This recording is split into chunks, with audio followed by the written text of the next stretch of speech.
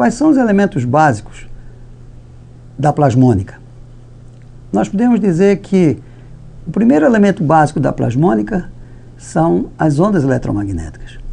E essas ondas eletromagnéticas que vocês estão vendo aí, as equações de Maxwell, são elas as responsáveis pela descrição deste fenômeno extraordinário que nós podemos chamar de luz, né? E nós vamos trabalhar em nanoplasmônica com luz. Outra coisa interessante é que ondas eletromagnéticas, elas têm um espectro extremamente amplo, indo de raios gama até onda de raio longa e vai por aí afora, infravermelho longínquo.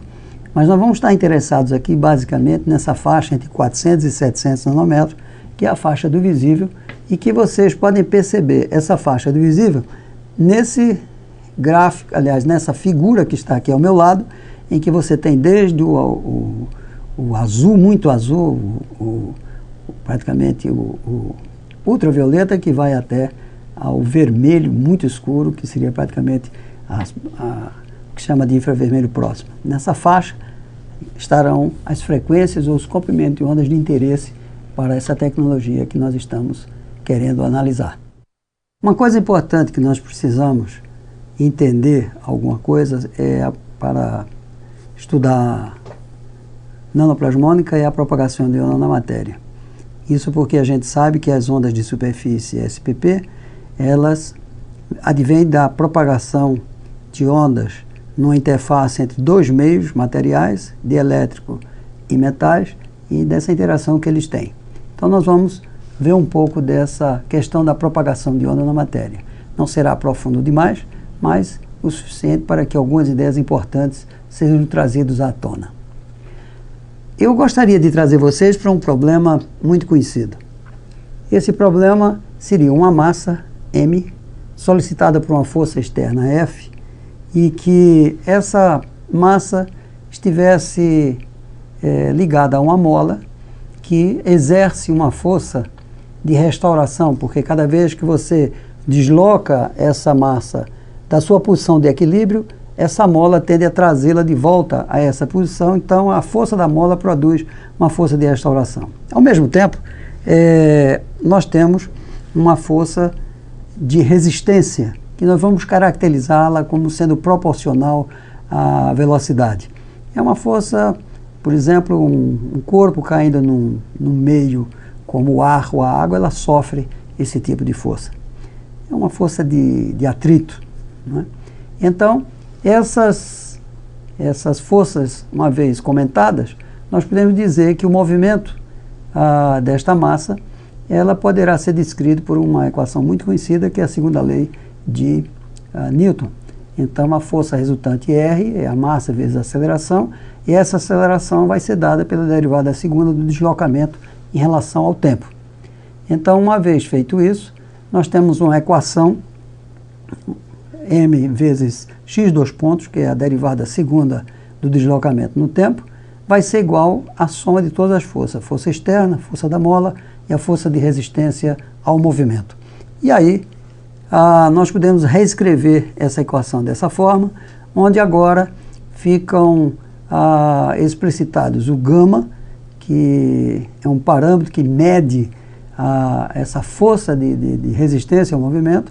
Ômega zero é uma frequência característica do sistema, que como num pêndulo tem uma frequência natural, e aqui no caso ela será dada por raiz de kappa, que é a constante da mola dividido pela massa m que está sobre o movimento. Suponha que nós tenhamos agora um átomo de hidrogênio. Ele é constituído de uma nuvem eletrônica que está em volta de um núcleo positivo e que, quando uma onda eletromagnética passa por ela, a massa desse elétron, devido ao campo elétrico dessa onda eletromagnética, será solicitada a ter um movimento oscilatório. Nós vamos considerar que o núcleo está parado porque a massa do núcleo é quase 2000 vezes mais pesada do que a massa do elétron. Essa equação diferencial que nós temos aí Repare que a força externa agora é a carga do elétron menos E multiplicada por um campo E0 elevado a menos I ômega T. Feito isso, escrevendo ela dessa forma, a gente pode encontrar a solução para essa equação diferencial, e essa equação, essa solução x, é um x0 multiplicado por uma função harmônica, onde esse x0 precisa respeitar a uma dada condição para que essa equação seja satisfeita.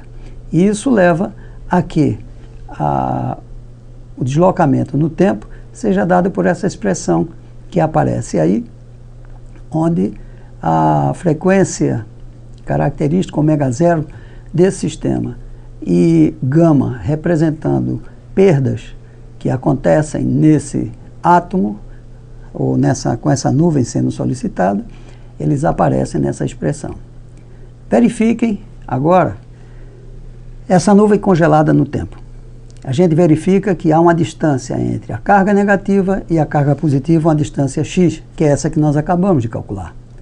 Se nós pegarmos a carga do elétron e multiplicarmos por essa distância x, nós teremos um momento de dipolo elétrico, e que se nós substituirmos o x obtido nessa expressão do momento de dipolo elétrico, nós teremos então essa expressão que está aí abaixo do seu vídeo. Se nós somarmos todos esses momentos de dipolo, digamos que são n momentos de dipolo por unidade de volume. Se nós multiplicarmos esse n por cada um dos momentos de dipolo, nós vamos ter a polarização total do meio. E essa polarização total do meio, se eu substituir o momento de dipolo na expressão da polarização, eu chego a uma expressão desse tipo. A gente vê que essa polarização é proporcional ao campo elétrico, que é aplicado sobre o átomo de hidrogênio. Esta parte que multiplica ε0, que multiplica o campo elétrico, nós chamaremos ela de Xi, e ela será então a suscetibilidade elétrica desse meio. A partir da polarização da luz, com a sua suscetibilidade elétrica, a gente pode definir um novo vetor, o vetor de deslocamento elétrico, que será ε0E mais P, mais a polarização. Se nós substituirmos então o P pela sua proporcionalidade com o campo elétrico, essa expressão para o D, ela pode ser escrita de uma maneira muito simples, onde esse ε0E é o vetor de deslocamento elétrico, sendo o epsilon uma quantidade chamada de permitividade elétrica. A permitividade elétrica, devido à forma como a polarização é escrita, termina sendo essa expressão que você vê dentro desse quadrado avermelhado, e que ela é uma função da frequência da luz. Essa expressão, que se refere à permitividade de um meio, como nós deduzimos, ela está escrita aí. Nós vamos agora chamar a atenção com relação ao termo NE2 sobre ME0, que nós vamos defini-lo como sendo a frequência de plasma. Repare que N é o número de cargas, né, o número de polos que está dentro da matéria. Esta função está graficada no nosso lado aí esquerdo, né, e você vê a parte real e a parte imaginária. Você está vendo o comportamento da parte real, que ele pode, inclusive, ele é maior do que o epsilon infinito, ou aliás o epsilon zero, sobe até um valor, desce, né, tem uma variação de derivada, depois tende para o valor zero, epsilon zero. Neste valor, onde acontece essa mudança no comportamento da curva, ela está associada a uma variação relativamente forte da parte imaginária da permitividade. Isso acontece naquela frequência ômega zero de ressonância. Nós vamos olhar aqui o comportamento do vidro. No caso do comportamento do vidro, infelizmente eu não tenho os dados do índice de refração do vidro em função da frequência, mas em função do comprimento de onda, mostram que existe uma característica assemelhada, né, com relação ao comportamento do vidro para estes comprimentos de onda, que são comprimentos de ondas muito grandes, mas que mostram a característica similar, não é, do comportamento de dipolos dentro da matéria que se polarizam com uma onda eletromagnética, uma onda harmônica. Nós temos aqui um gráfico ilustrativo que mostra que para várias frequências ou vários intervalos de frequência, micro-ondas, infravermelho, ultravioleta, existem processos que causam essas ressonâncias, né? E micro-ondas nós sabemos, por exemplo, que interage fortemente com a água. E essa interação forte com a água que acontece, ela acontece porque a água absorve bastante a micro-ondas. Então a gente utiliza a micro-ondas para esquentar alimentos.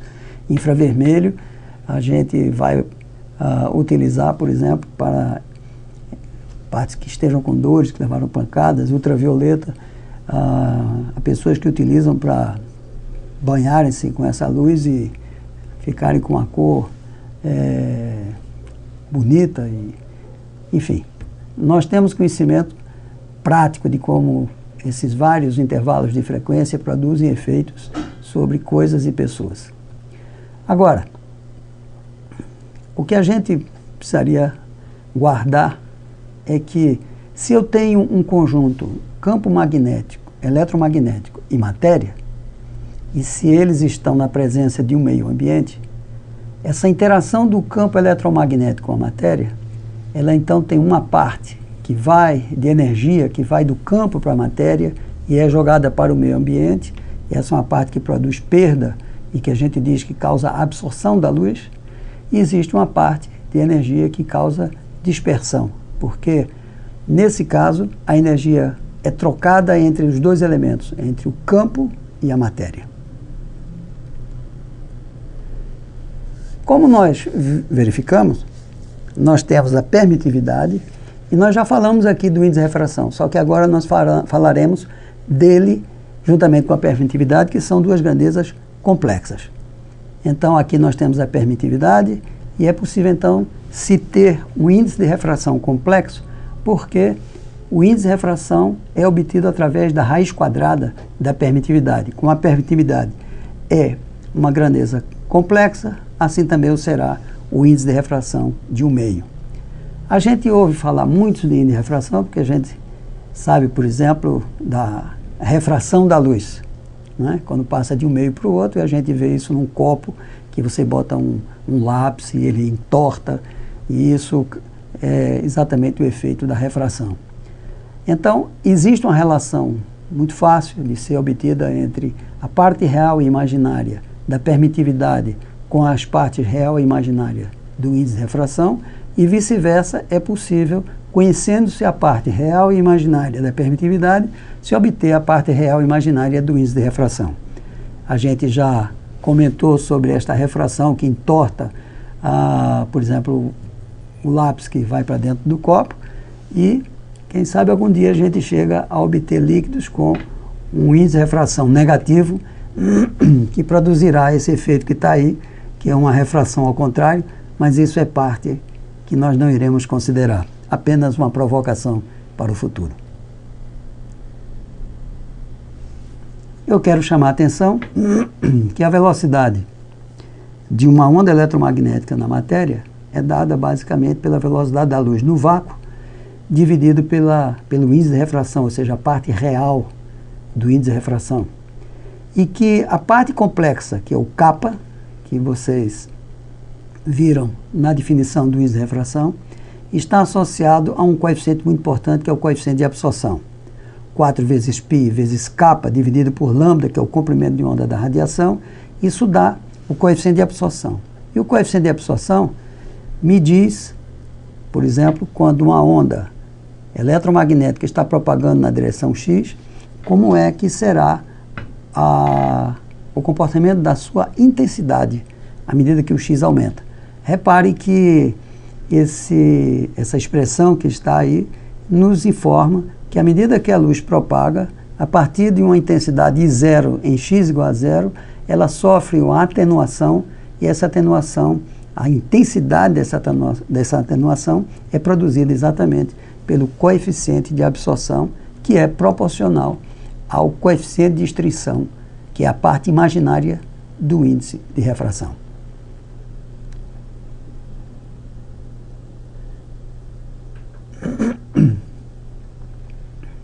No caso de dielétricos, nós iremos lembrar que esse é um material muito conhecido. Vidros, fibra de vidro, fibra de plástico, as garrafas de plástico PET que a gente conhece, safiras, esses formam um conjunto de elementos chamados dielétricos. Os dielétricos são outro componente importante, outro elemento básico que a gente precisa ter algumas noções para que a gente entenda um pouco de plasmônica e de nanoplasmônica. Eles são interessantes porque são materiais que têm uma banda proibida, ou seja, entre a banda de valência e a banda de condução, existe uma banda de energias proibidas. Essa banda, no caso do dielétrico, ela vai de 4 a 10 eletronvolts. E então, para que um elétron da banda de condução pule para a banda de valência, e isso leva à absorção da luz, que é o que leva ao coeficiente de absorção, porque quando esses elétrons absorvem esse fóton desaparece, a energia eletromagnética desaparece, então ela passa para a matéria, é preciso que haja fótons de energia muito elevada. Isso faz com que, em geral, os dielétricos sejam transparentes, materiais de baixa absorção. Por isso, a gente faz um copo e o copo é transparente. A gente faz uma taça de vinho, a gente faz uma porta de vidro, a gente faz uma janela, coloca vidro, porque assim você pode ver o ambiente externo, se proteger do vento. Então, esses materiais chamados dielétricos têm essa característica básica: pouca absorção, e o índice de refração, por sua vez, pode ser um índice de refração alto, dependendo do material que você trabalhe. No caso da água, e a água é um dielétrico, podemos considerar como dielétrico, ela terá uma permitividade. Aqui vocês veem, em função do comprimento de onda, a parte real e a parte imaginária do índice de refração. O índice de refração, em comprimento de onda do visível, tem um valor de alguma coisa como 1,33. Isso é um valor bastante conhecido. A absorção, ela varia bastante, e eu falando em absorção da luz, eu estou falando do coeficiente de extinção, porque existe uma relação de proporcionalidade entre eles, que está aí nessa figura em vermelho. Então, a gente percebe que existe um valor de muito baixa absorção que está ali no verde, e que a gente chama a janela do verde da água. Então, se você está na janela do verde, e se você utiliza uma luz de cor verde, então você estará tendo um coeficiente de absorção muito baixo. Então significa dizer que a luz penetra bastante na água, se tiver nesse comprimento de onda adequado. Repare que ali nós colocamos qual é o comprimento que se chega para que a intensidade de luz seja 1 sobre E da intensidade inicial. A gente vê que esse comprimento é exatamente 1 sobre alfa, que é o coeficiente de absorção. Então, basicamente, 1 sobre alfa vai ser proporcional a 1 sobre kappa, que é o coeficiente de extinção. Então, quanto menor o coeficiente de extinção, menor a absorção, maior a penetração da luz nesse meio. Um outro material importante, e que é um elemento básico da tecnologia que nós estamos falando, são os metais. Esses metais, eles têm um comportamento eletrônico um pouco diferente dos dielétricos. Na verdade, eles têm a banda de condução semi-preenchida, ao contrário dos dielétricos, que é praticamente vazia. Isso significa dizer que, apesar de termos transições da banda de valência para a banda de condução, mas um ponto importante é que dentro da própria banda de condução, como os estados vazios estão muito próximos, as diferenças de energia são mínimas, qualquer campo elétrico é capaz de acelerar esse elétron e de fazer com que esse elétron, aí na banda de condução, ele ganhe energia, porque existem estados vazios de energia. Se estivessem ocupados, nós não poderíamos ocupar, né? Ou seja, acelerar, porque ele ganharia energia e teria que ocupar um nível de energia superior ao dele. Se já tivesse ocupado, ele não poderia chegar lá. Mas como nós temos estados vazios, então eles podem ser facilmente acelerados. Isso faz com que os metais a gente possa considerar basicamente como um material que tem bastante elétrons praticamente livres, desligados do seu núcleo. Eu não vou dizer absolutamente livres, mas são quase livres. Então, isso dá aos metais uma característica óptica, de comportamento óptico, extremamente interessante. O brilho, a cor, advém exatamente dessas propriedades dos metais que estão nesses elementos. Aqui, nós vamos fazer um comentário com relação à permitividade, assim como fizemos com os dielétricos, iremos fazer com os metais. No caso dos metais, como eles têm os elétrons praticamente livres, eles não têm aquela força de restauração. A força de restauração no átomo seria, imagine um átomo de hidrogênio, seria o fato de que quando a nuvem eletrônica se desloca da sua posição de equilíbrio, há uma força de atração entre o elétron e o núcleo que puxa essa nuvem eletrônica de volta. Mas se nós estamos considerando elementos, como os metais, que os elétrons estão praticamente livres, nós podemos dizer que esse ômega zero é praticamente zero, e você vê aí à direita da sua tela uma expressão mais simples do que aquela que está à esquerda, porque o ômega zero sumiu. Aqui, se nós tivermos ômega sobre gama, onde gama a gente pode associar uma frequência de choques que causam perda de energia, e 1 sobre gama basicamente é igual a tau, que é um tempo médio de percurso do elétron andar sem sofrer um choque. Então, se a gente tiver essa relação ômega sobre tau, ou ômega vezes tau, muito maior do que 1, essas duas expressões, essa expressão lá de cima, ela pode assumir uma forma bastante simples, que são essas duas que vocês têm aí para a parte real e a parte imaginária da permitividade. Aqui é interessante porque você vê que se as frequências da radiação, as frequências ômega, forem menores do que as frequências ômega p, que são as frequências de plasma, a frequência nessa situação faz com que ômega p sobre ômega elevado ao quadrado seja um número maior do que 1. Como a permitividade é 1 menos essa relação entre essas duas grandezas, então a permitividade poderá ser, no caso dos metais, negativa. E essa é uma característica extremamente interessante e importante dos metais. Repare aqui o caso da prata, em que nós temos aí à esquerda a permitividade, a parte real, e à direita nós temos a parte imaginária, em função de frequência e comprimento de onda. Esses são dados experimentais, são colocadas duas referências, o Johnson e Christie e o Palick, e se nós verificarmos a parte real da permitividade, basicamente ela nessa faixa, que é a faixa que vai de 1 até 8, 10 elevado a 15 radianos, quer dizer, 8 petahertz, então ela é negativa. Se nós utilizarmos aquela expressão que está lá em cima, 1 menos ômega p ao quadrado sobre ômega ao quadrado, onde ômega p é chamada de frequência de plasma, NE ao quadrado sobre MY0 é definido como frequência de plasma. Essa frequência de plasma, medida para o caso da prata, ela é 1,4 10 a 16 radianos por segundo, e o caso do tau é 1 10 a menos elevado a menos 14, 10 elevado a menos 14 do segundo. Então, com essas expressões, a gente pode ter aí desenhadas na tela uma aproximação desses dados experimentais. É uma aproximação bem razoável, pelo menos para uma série de aplicações.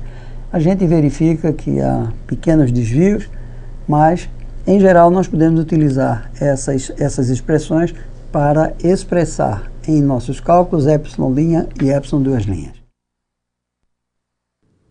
Se você tiver interesse de ter mais algumas informações a respeito desse tema, então você faz o seguinte: você vai para a nossa página que se encontra no plasmonics.ifisc.usp.br, onde você poderá ter materiais complementares e também ser informado de outras pessoas que tratam desse assunto, com quem você poderá falar, discutir, pode adentrar nos nossos programas de mestrado, doutorado ou de pesquisa em cima desse tópico nanoplasmônica.